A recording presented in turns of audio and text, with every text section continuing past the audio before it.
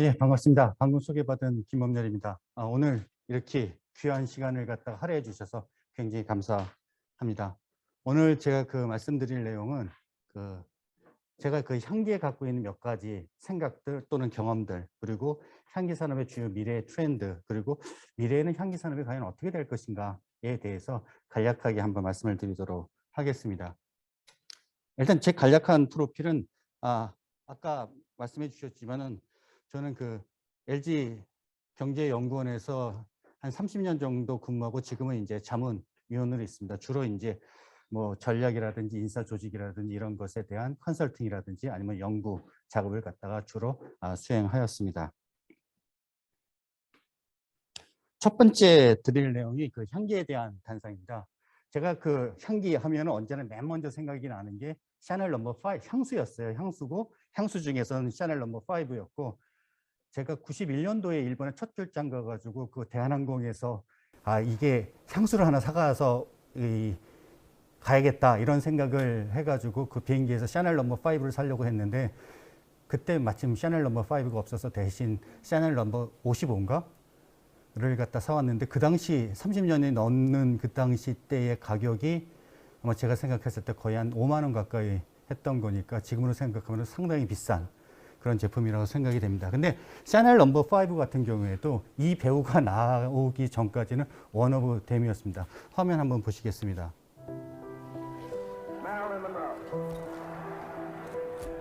Well, they ask you questions like, well, just an example, what do you wear to bed? Do you wear pajama tops, the bottoms of the pajamas, a nightgown? So I say Chanel number 5. Because it's the truth. And yet I don't want to say nude, but it's the truth. 이 샤넬 넘버 5 유명하게 된 그 이유 중에 하나가, 이 마릴린 먼로라는 배우가 1952년에 라이프 잡지에서 밤에 어떤 잠옷 입고 자세요 하니까 저는 다 벗고 샤넬 넘버 5 몇 방울만 떨어뜨려서 잡니다라 해서 굉장히 이제 유명해지고 사실은 화제에 올랐었죠. 그래서 근데 그것에 대한 이제 자료가 이 잡지에는 남지 않았었는데, 1960년도에 이제 이 마릴린 먼로가 영화를 찍으러 갔어요. 그래서 그 당시에 이제 Let's Make Love라는 영화를 이브 몽땅과 같이 찍었었는데, 그때 이제 인터뷰를 했습니다. 그래서 근데 그때 인터뷰했던 내용이 잡지에도 안 실리고 녹음을 했었는데 녹음 파일만 있었어요. 근데 이거를 샤넬 넘버 5에서 92년도에 그걸 갖다 사고 2003년도에 광고로 이제 활용을 했던 게 이 장면이 되겠습니다. 그렇다면은 여기서의 향기라는 것은 도대체 어떤 의미를 가질까요? 아마 샤넬 넘버 5에서 우리가 갖는 이 의미라고 하면은 이게 어떻게 보면은 아이덴티티죠. 자기를 나타내는 아이덴티티가 될 수도 있고, 또 한 가지는 자부심이 될 수도 있는 것 같아요. 이 우리나라 같은 경우는 이제 향기 산업에서 이제 향수가 상대적으로 이 뭐라 그럴까요? 화장품이라든지 이런 거 같은 경우는 상당히 그래도 앞서 나가고 있는데, 이제 아직도 향수 산업은 상대적으로 좀 약세를 갖다 띄고 있는 것 같습니다. 그게 왜 그럴까요? 아마 제가 생각하기에는 뭐 여러 가지 이유가 있겠죠. 그 중에 하나가 우리나라의 향수 산업이 아직은 스토리가 없는 것 같아요. 그러니까 스토리가 없다는 이야기가 뭐냐면은, 이 향수라는 향기를 딱 뿌렸을 때, 이 향수 좋네? 이거 어떤 거야? 그럼 그 다음부터 이해가 쭉쭉쭉쭉 나와야 되거든요. 나 샤넬 넘버 5는 너 알잖아. 그거 마릴린 먼로가 쓰던 거. 이런 식의 이제 스토리가 있어야 되는데, 우리나라의 향수들은 아직까지 딱 쓰면은, 향기 좋네? 응, 좋아. 끝. 그러니까 이게 아직까지 스토리가 만들어지지 않는다는 얘기거든요. 그러다 볼 때 외국에 있는 향수 산업들은 다 여러 가지를 쓰고 있는데, 라이프 사이클이라든지 디자인이라든지 그리고 셀럽들을 굉장히 많이 활용을 합니다. 여러분, 엘리자베스 아덴이라는 향수 이 화장품 업체죠. 2010년도에 엘리자베스 아덴에서 가장 많이 팔았던 향수가 뭔지 아세요? 뭘까요? 그게 화이트 다이아몬드 위드 엘리자베스 테일러라는 향수였습니다. 그러니까 2011년도에 엘리자베스 테일러가 돌아가셨거든요. 그러니까 화이트 다이아몬드라는 게 워낙 엘리자베스 테일러가 유명한 게 다이아몬드 66캐럿짜리 있었고 33캐럿짜리 있었고, 그중에 33캐럿짜리가 이랜드의 박성수 회장이 아마 2011년도에 $100만 아마 구입했던 걸로 기억이 납니다. 그러니까 그런 향수 바르면 야 이게 엘리자베스 탔던 거고 그 다음에 다이아몬드 여러 가지 이야기가 나가거든요. 그렇기 때문에 우리가 이제 앞으로 향기라든지 향수 산업이라든지 이런 거를 갖기 위해서는 어떤 스토리를 갖다 만들어 가야 되느냐 하는 그런 부분들이 굉장히 중요하다고 생각이 되고요. 사실 일본 편의점 가면은 일본 편의점에서 가장 비싼 커피가 어떤 커피인지 아세요? BTS 커피예요. BTS 저기 라벨만 붙으면은 2배가 되는 거죠. 그것도 역시 스토리거든요. 나는 BTS 팬이 아니야 하는 걸 명확히 보여주는 것처럼 앞으로는 향기 산업이라든지 이런 부분에서도 어떻게 스토리를 갖다 만들어내느냐 하는 부분도 상당히 저는 중요하다고 생각을 합니다. 두 번째는 페브리즈와 관련된 그 내용입니다. 페브리즈인데 이게 1997년 광고입니다. 한번 광고 보시죠. It's called Febreze. It's new, and you won't believe how many places you'll find to spray it. Its unique cleaning system finds the smells trapped in fabrics and gently cleans them away as it dries. Once it's dry, the smell's gone for good. It's that easy. So I went back to the laundry aisle for more. It's even safe on my favorite dress. And all kinds of little problems. Febreze cleans bad smells out of fabrics for good. 이게 1997년도에서 이제 J&J에서 만들었던 이제 페브리즈 광고인데 이때 이 제품이 성공했을까요? 예, 다들 아시죠? 폭삭 망했어요. 이 광고에서의 외치는 이 가장 중요한 그 외치는 그 캐치프레이즈가 뭡니까? 여러분들의 섬유에서 나쁜 향기를 없애줍니다 였잖아요. 그런데 이 향기라고 나쁜 냄새라고 하는 게 여러분 집에서 나쁜 향기가 있다고 여러분들은 생각을 하십니까?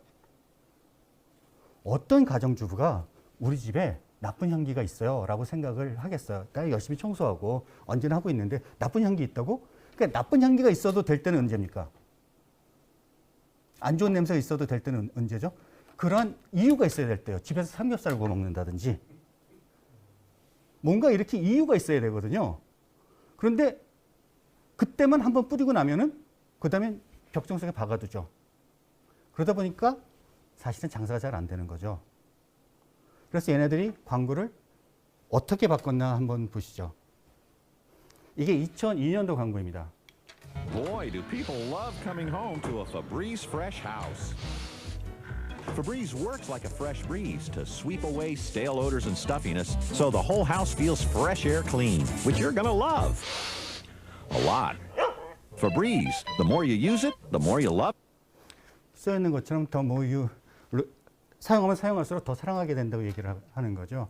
이게 페브리즈 광고를 갖다 마케팅하는 사람이 처음에 만났던 사람이 누구였냐면은 산림 감독원이었어요. 근데 그 사람이 이제 산림 근처에서 사는데 그 근처에 스컹크들이 너무 많은 거죠. 그래서 스컹크들이 와가지고 냄새를 배게 해가지고 이 산림 감독원 같은 경우는 뭐 데이트를 하다가 이제 누구 친구를 갖다 데려온다든지 데이트를 하다가 뭐 같이 데려올 때마다 굉장히 창피한 거죠. 냄새가 너무 많이 나니까. 근데 그 산림 감독원이 페브리즈를 쓰고 나니까 너무 고마워하는 게 냄새가 없어졌어요. 그러니까 그 얘기를 들으니까 바로 이거야. 아까 97년도 광고에서처럼 모든 나쁜 냄새 다 없애줍니다. 라고 얘기를 하는데 저도 가끔 집사람이 저의 이제 책방에 들어와가지고 야, 여기 노인 냄새 나니까 빨리 창문을 열어요. 라고 얘기를 합니다.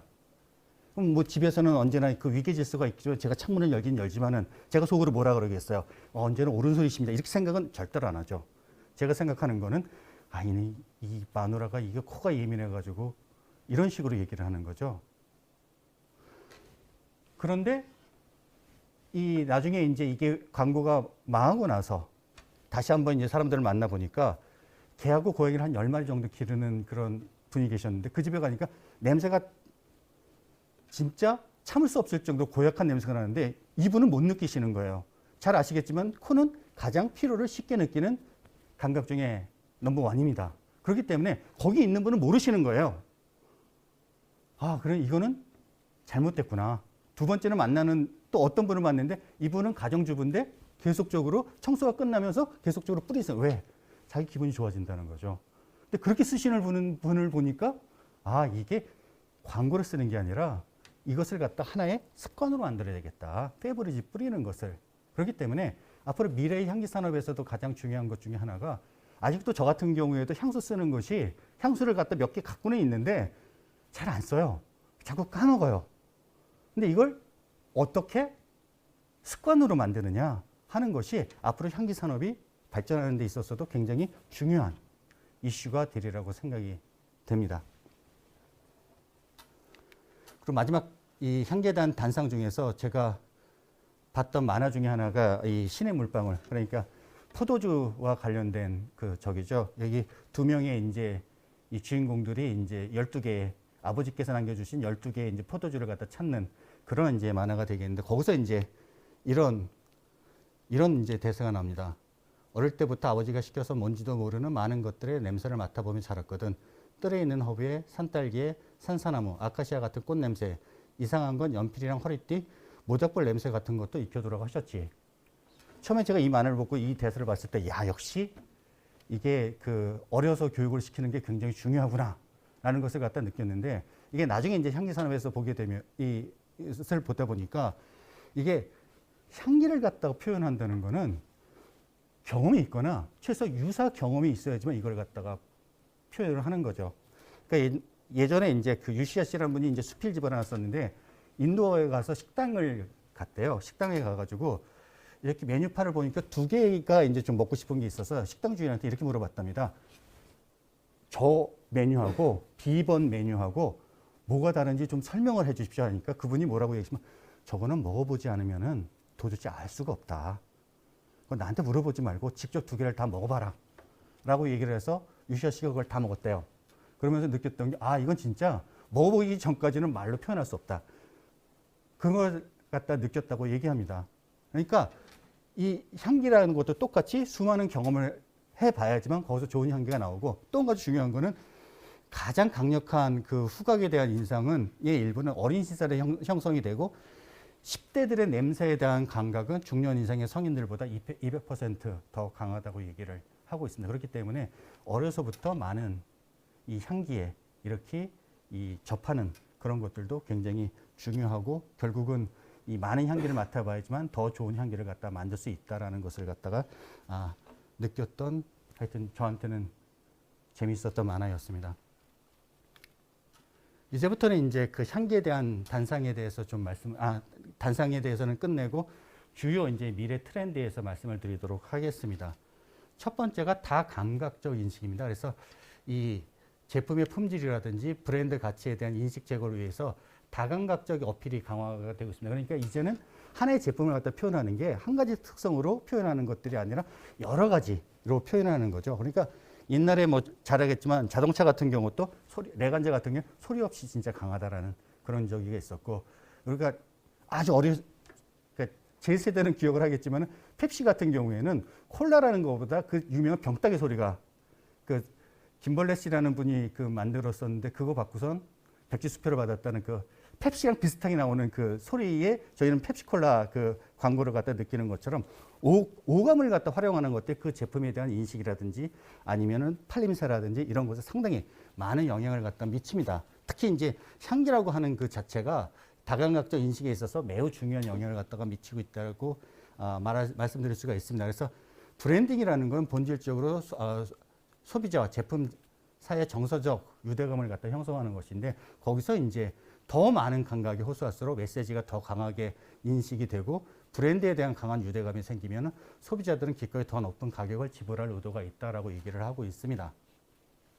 그래서 전체적으로 보게 되면은 강력한 브랜드는 모든 오감이 호소하는 반면에 약한 브랜드는 한두 가지 감각에만 의존하는 경험이 있고요. 우리를 감정적으로 그 연결하는 두 번째로 중요한 것, 가장 중요한 거는 제품을 갖다 본다든지 이럴 때는 시각이 일단은 가장 중요하게 나타나고 있고요. 그 다음에 후각, 그 다음에 청각, 미각, 촉각 순으로 이제 나타난다고 보죠. 이게 아마 합해 보면은 이게 이 자료에서 이거를 갖다 어떻게 측정했는지가 나오지 않아가지고 제가 유추해 볼 때 더해보면 한 200%거든요. 그러니까 아마 두 가지를 갖다 선택을 하십시오라고 아마 해가지고 나온 게 이 숫자가 아닐 거라고 생각이 되는데, 하여튼 후각이라는 부분이 굉장히 이렇게 브랜딩을 갖다 형성하는데 중요한 영향을 갖다가 이제 미치고 있다는 것을 알 수가 있습니다. 그래서 향기라는 것이 우리가 인식하는 것보다 훨씬 더 많이 우리들에게 영향을 미치고, 테스트를 갖다 해보면 우리가 기분 좋은 향기에 노출되었을 때, 특히 향기가 행복한 기억 속에 나타날 때 우리의 기분이 40% 업되는 것이 이제 나타나고요. 가장 이제 유명한 실험 중에 하나가 나이키 신발을 갖다가 하나는 일반 매장에다 팔고 하나는 좋은 향기가 있는 매장에서 나이키 신발을 갖다 팔았을 때 훨씬 후자가 높은 판매거를 올렸다는 것을 갖다 봤을 때는 앞으로 향기라는 것들이 굉장히 이제는 브랜딩이라든지 그때 제품 품질이라든지 이런 쪽에 있어서 큰 영향을 갖다가 미칠 것이라고 판단이 됩니다. 두 번째는 아마 인구 구조의 변화라고 이제 말씀드릴 수 있습니다. 우리나라 같은 경우는 인구 고령화 현상이 아마 급격히 진행되고 있습니다. 그래서 2020년도 한번 보시게 되면은 가장 두터운 쪽이 30대에서 50대였거든요.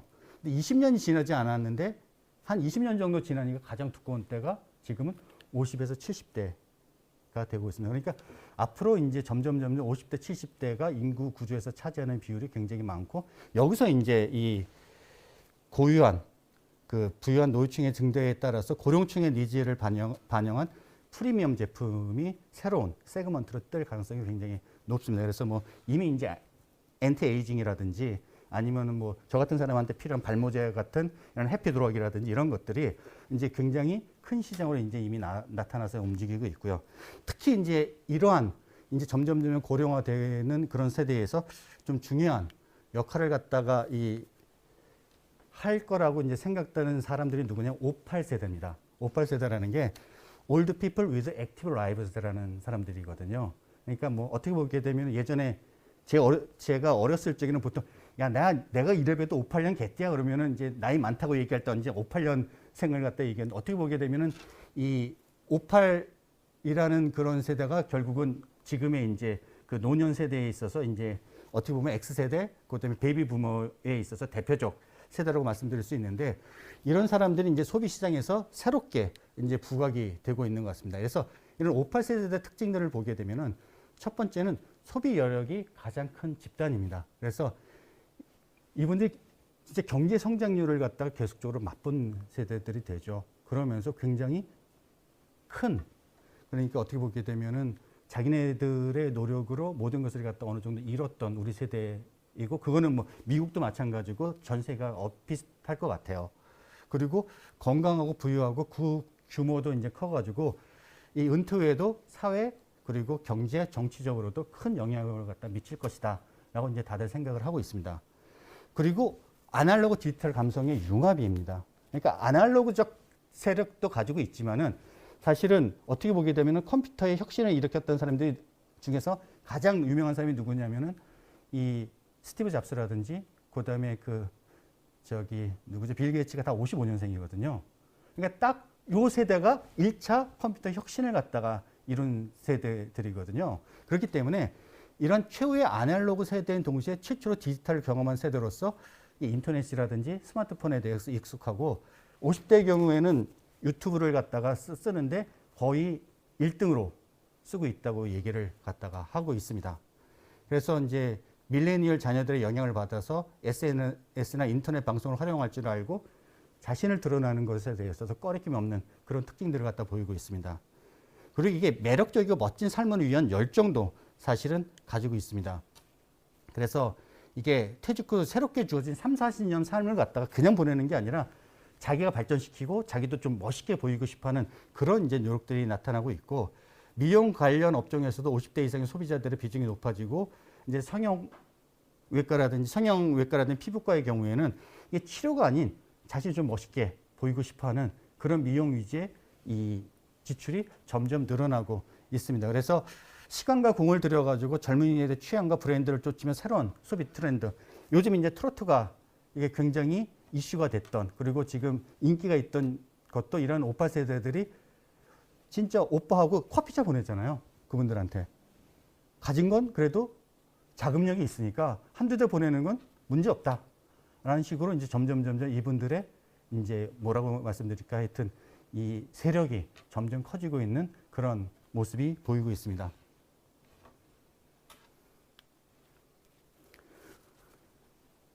세 번째 이제 4차 산업혁명이라고 말씀드릴 수 있는데요. 그러니까 4차 산업혁명의 가장 특징은 뭘까요? 첫 번째가 연결이에요.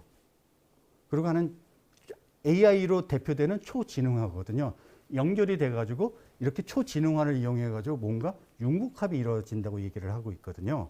근데 이렇게 여러 가지 융복합 중에서 이제 가는 방향들이 아마 4차 산업혁명 중에서 가장 이제 대표적으로 이제 이루어지는 것들이 하나가 이제 말 그대로 AI하고 빅데이터를 이용해 가지고 인간들의 그 의사결정을 갖다 돕는 방향으로 하나가 이제 먼저 발전이 될 테고, 그다음에 거기에다가 로봇이 끼워 가지고 이제 뭐 자율주행 자동차라든지 자동화라든지 이런 인간의 노동력을 갖다 효율화하는 방법들이 하나 뜰 테고, 그다음에 이제 다른 방향 중에 하나가 결국은 가상현실로 가게 되는 메타버스로 가는 그런 이제 모습들로 나타날 것 같습니다. 그래서 그 메타버스라는 것은 사실은 이 뭐 메타와 유니버스의 합성으로 해가지고 하여튼 이 전체적으로 3차원의 가상 세계를 갖다가 일컫는 말인데요.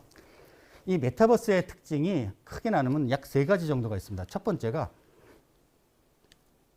가상 증강현실과 같은 기술을 사용해서 현실 세계의 사실성을 모방하는 몰입형 대화형 환경이라고 보통 얘기해요.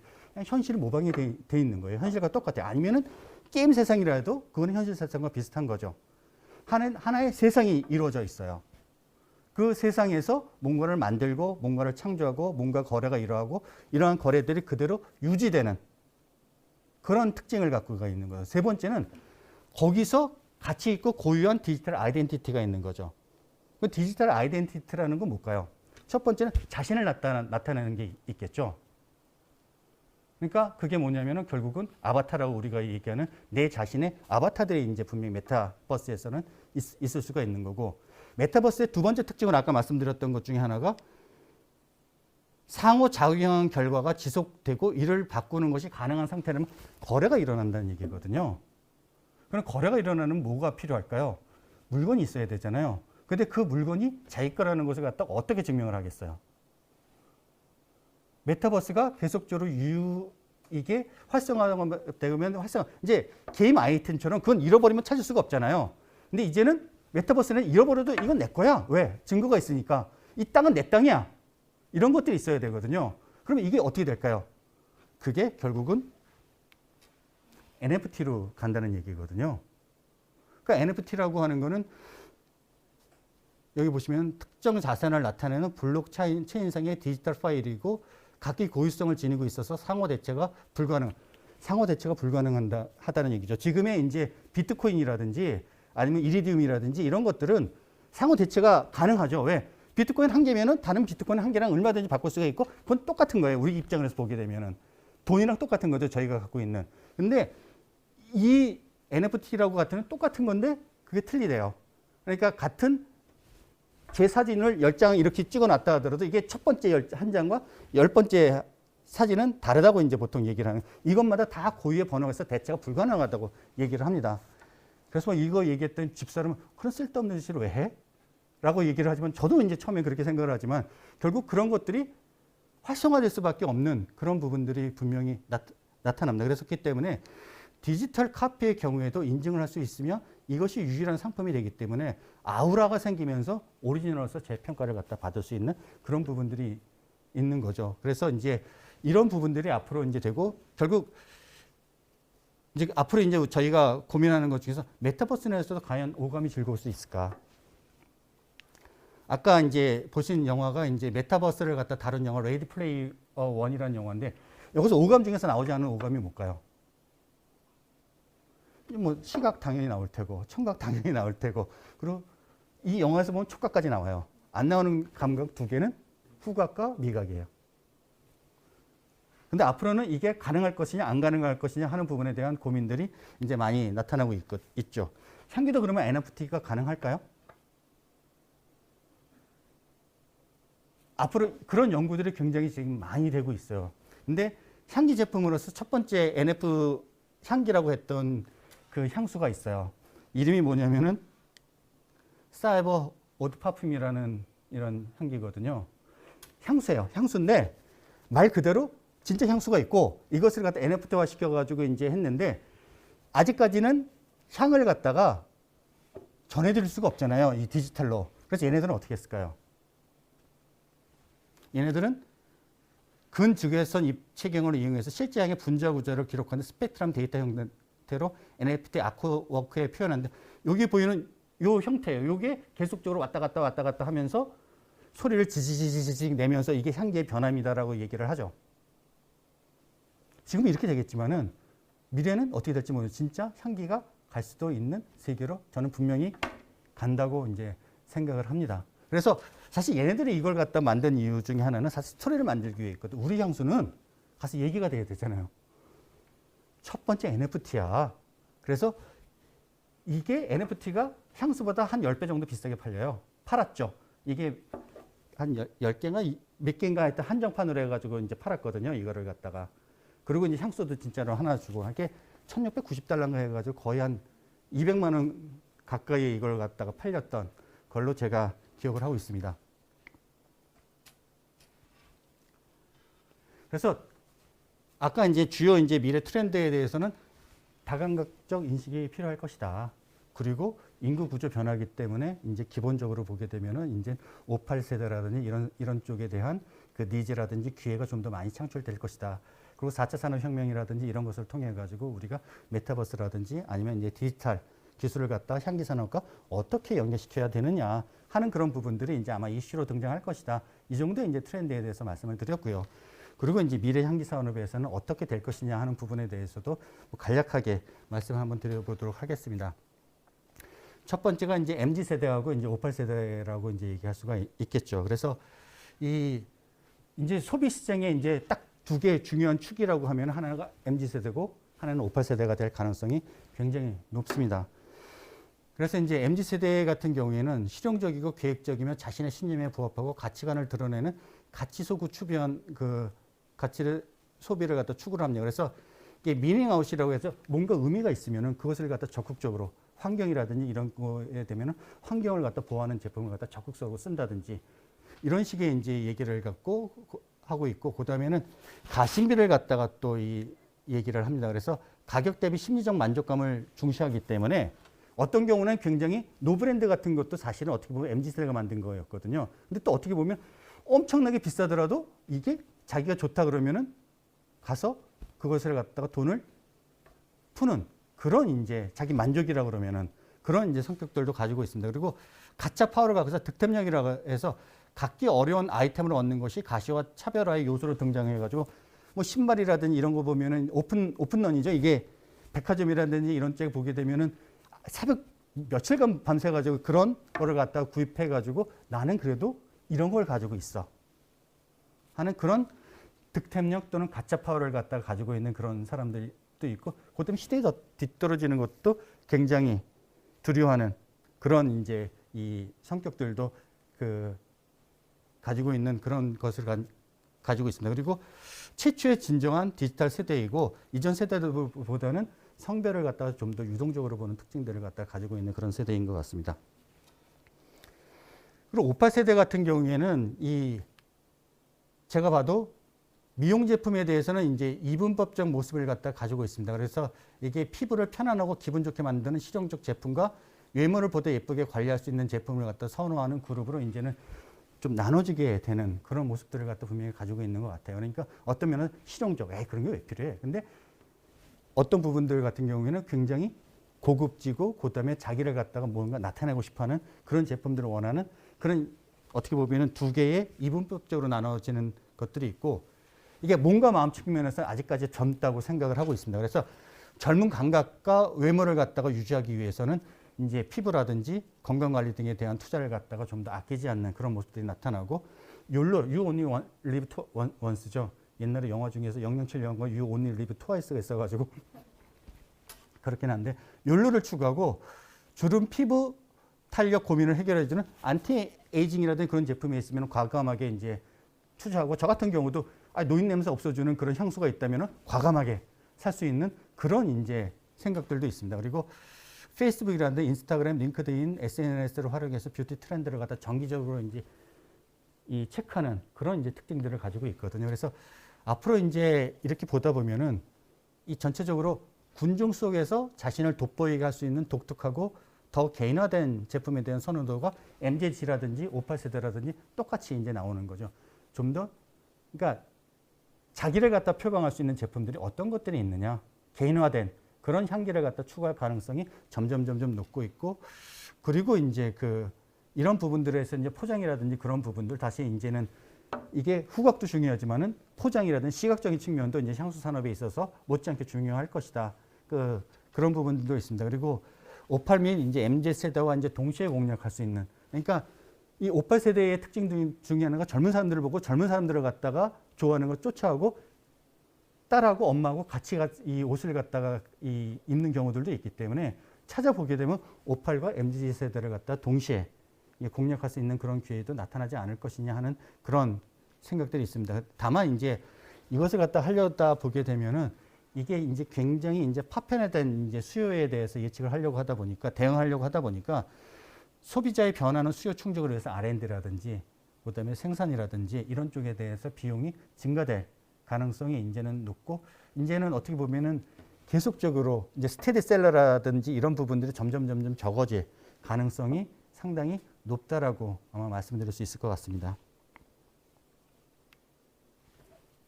두 번째는 이제 디지털 향기들이 지금 어떻게 이제 움직이고 있느냐 하는 그런 부분들에 대한 얘기들을 좀 드리려고 합니다. 이 디지털 향기와 관련된 거 중 이제 선도적인 시도들이 이제 이루어질 것으로 판단이 돼요. 그래서 디지털 향기와 관련되면 하나는 감지와 분석의 영역이 있고요. 하나는 그 전송과 이제 재생의 영역이 있을 수가 있어요. 그러니까 냄새를 갖다가 맡아가지고 이게 어떤 냄새다라는 것이 하나가 나타날 테고 디지털적으로 전송해서 재생하는 그런 부분들이 있는데요.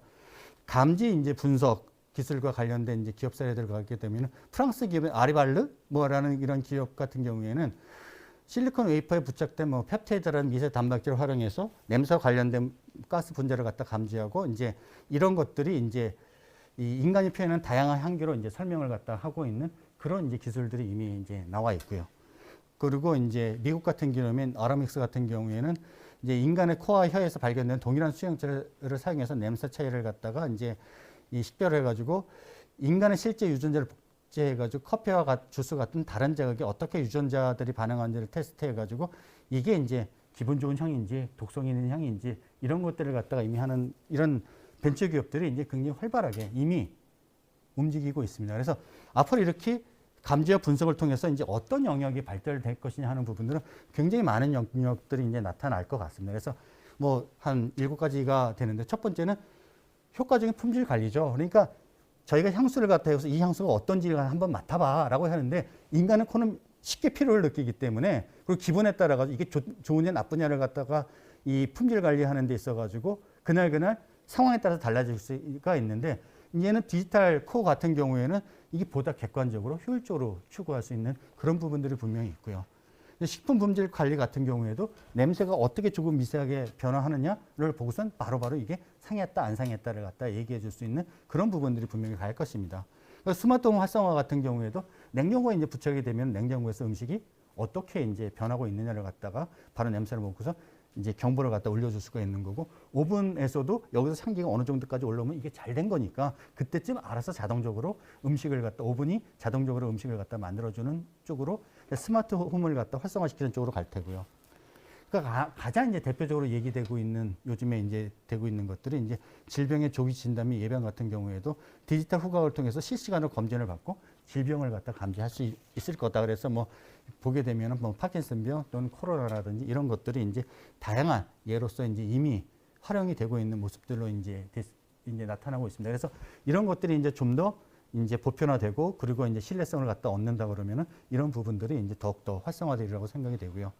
지역별 취향에 맞는 제품 개발 같은 경우에도 각 나라마다 이제 좋아하는 향기라든지 이 향기라고 그러는 것은 사실 어떻게 보면 습관이거든. 이걸 냄새를 맡아봤느냐 안 맡아봤느냐에 따라서 이게 다르기 때문에 사람 국가마다 지역마다 좋아하는 향이라든지 이런 것들이 다를 수가 있기 때문에 같은 제품이라 하더라도 약간의 다름이 필요하기 때문에 이런 다름들도 이제는 이 후각 시그니처를 갖다가 통해 가지고 이제 이 제품을 갖다가 개발하는 그런 부분들이 나타날 것 같고요. 선행적 유지 보수 같은 경우에는 이미 많이 운영이 되고 있죠. 그래서 화재라든지 또는 기계에서 이상한 냄새가 났을 때는 이런 부분들이 미리 감지해 가지고 사전에 알람을 통해 가지고 예방 보수를 갖다 할 수 있도록 하는 그런 부분들. 그리고 지역과 환경 보존 같은 경우에는 바이오 일렉트로니까 누스죠. 그러니까 뭐 정확하게는 이제 올감이라는 뜻이 되겠지만 이런 그 전자코라든지 이런 것을 갖다 활용해서 유해 오염 물질이라든지 이런 걸 파악해가지고 바로바로 이제 알리는 그런 부분들로 이제 활용이 될 것 같습니다. 그래서 상당히 이런 부분들에 대한 영향력도 굉장히 앞으로는 커질 것이다라는 부분들이 분명히 있고요. 이제 메타버스와 이제 관련이 돼서 이제 좀 더 되고 있는 부분들이 이제 전송과 이제 재생이죠. 그러니까 전송과 재생을 통해 가지고 이게 어떻게 될 것이냐 하는 부분들이 아마 미래의 향기 산업에 있어서도 제가 볼 때는 어떤 기회라고 저는 분명히 생각을 하거든요. 이런 부분들 중에서 이 전송과 재생 그 기술 개발 기업들을 갖다 보게 되면 일본 기업들이 상당히 많은 부분들에서 앞장서 나가는 기업들이 분명히 있어요. 그래서 이 아로마 조인이라는 회사 같은 경우에는 400가지 이상의 다양한 향을 일초간격으로 방출할 수 있는 솔리드 스테이트 소재를 사용해서 향을 전달해가지고 이제 아로마 사이니지가 되니까 사이니지 이렇게 보게 되면은 향수를 팔고 있으면 거기 사이니지 앞에 가면은 그 광고하는 그 향수의 냄새를 갖다 이제 자연스럽게 펼쳐준다든지 또는 이제 가상현실의 어플리케이션을 갖다 개선해주는 그런 모습들을 나타냅니다. 그래서 여기 아로마 슈터라는 여기서 이제 향을 갖다가 이제는 배출해주는 그런 모습들로 나타나고요.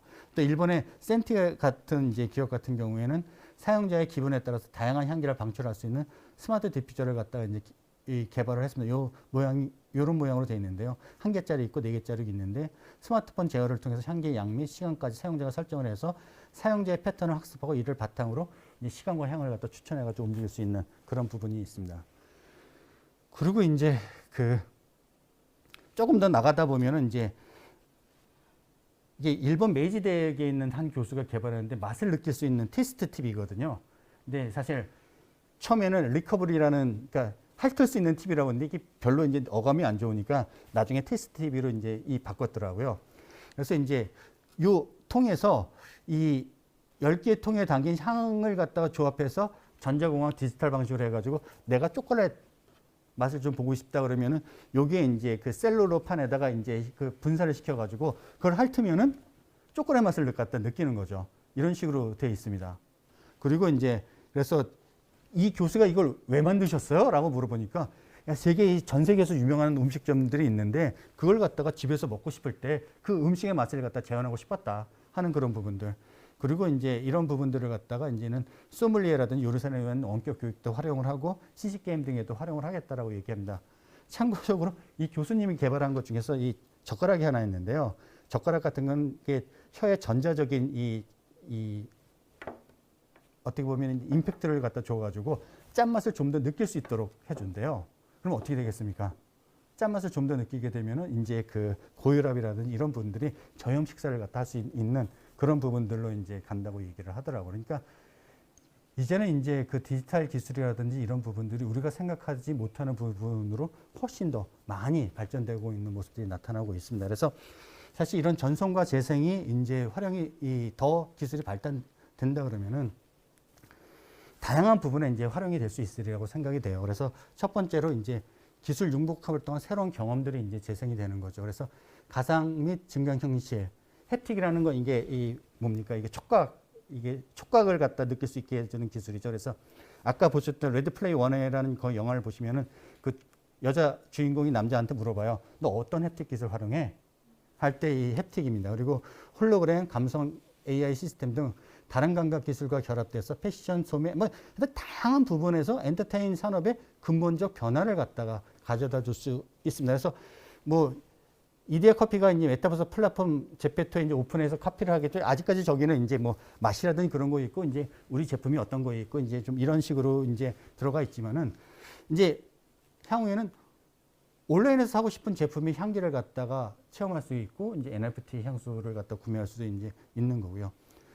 몰디브 가상현실 관광에서 이제 바닷바람 쐰다라든지 이런 것들도 가능할 겁니다. 그리고 독서를 하면서 책 속에서 묘사되는 좋은 냄새도 있고 나쁜 냄새도 있을 수 있겠지만 원하면 이게 도대체 어떤 냄새지? 좀 더 자기가 깊은 경험을 하고 싶다면 그런 것도 제공해 줄 수 있는 그런 기술들이 이제는 나타나려고 생각이 됩니다.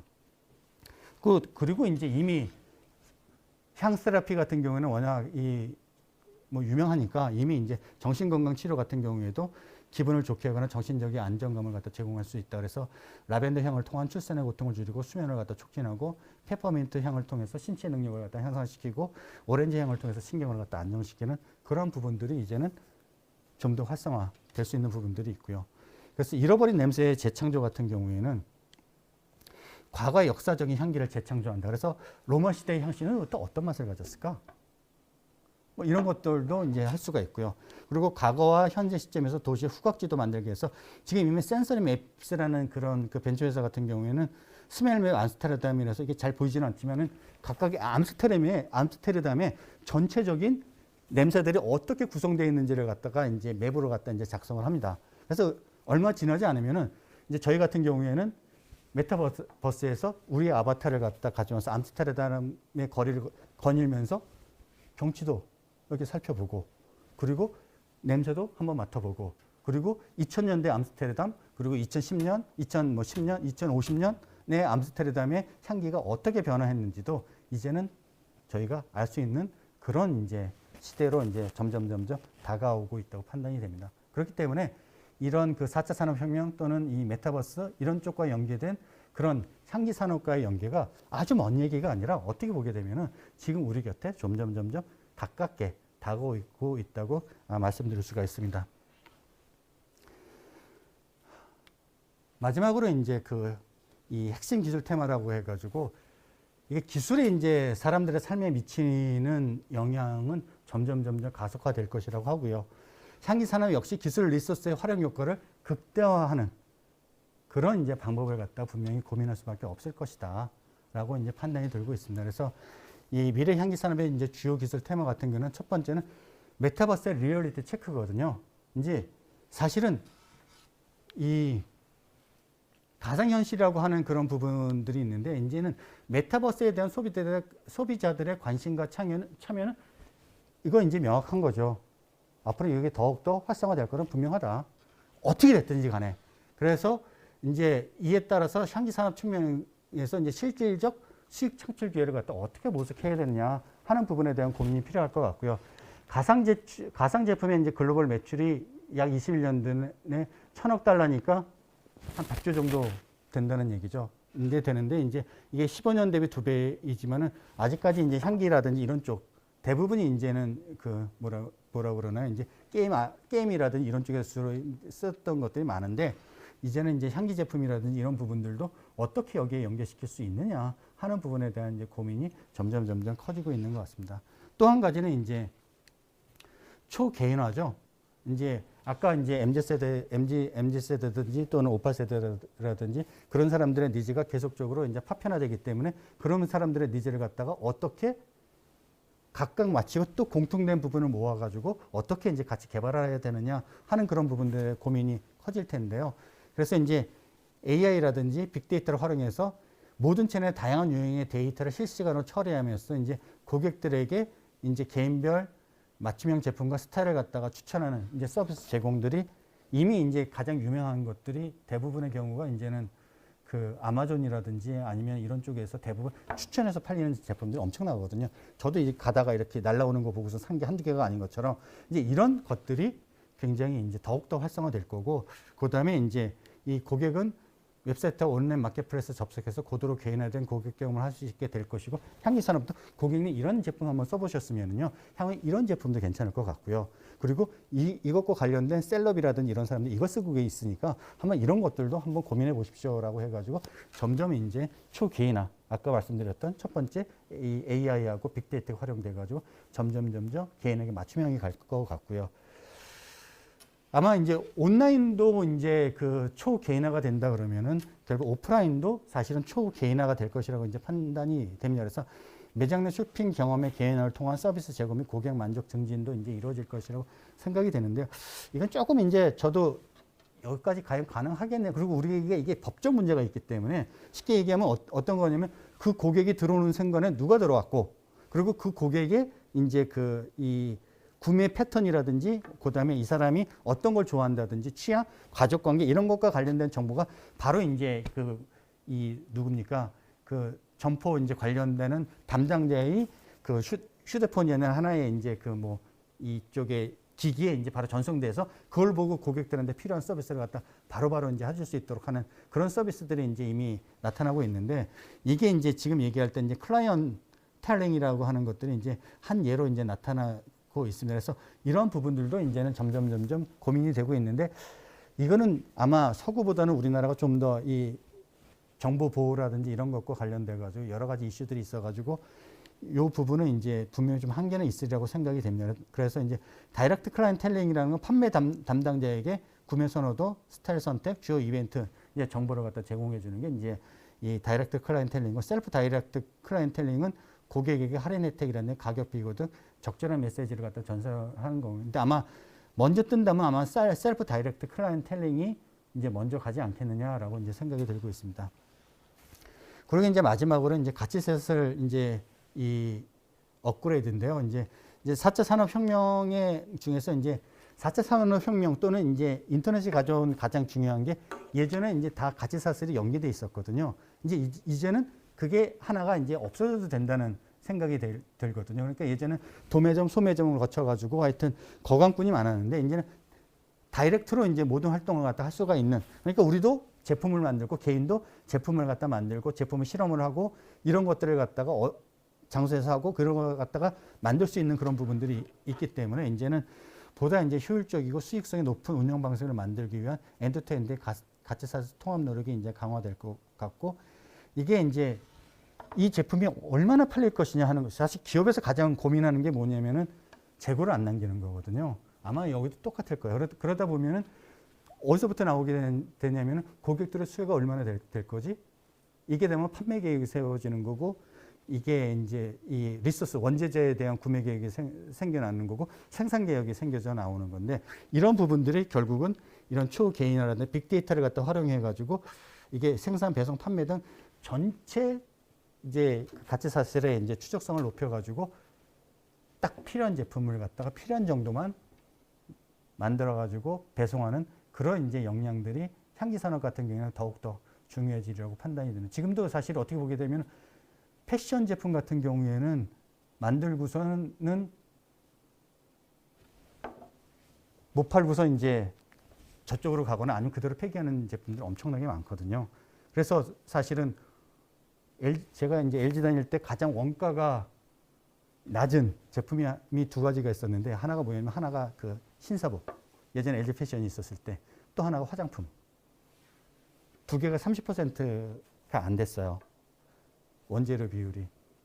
근데 결국 그렇게 됐던 것들이 그게 이제 결국은 다른 비용이 훨씬 더 많이 들어간다는 그런 내용들이 되겠죠. 그래서 그런 비용들이 결국은 이러한 그 기술들을 이용해서 어떻게 줄이고 효율을 갖다 높일 것이냐 하는 부분에 대한 고민들은 훨씬 더 활성화되리라고 생각이 됩니다. 예, 오늘 제가 드리고 싶은 말씀들은 이것으로 다 드렸습니다.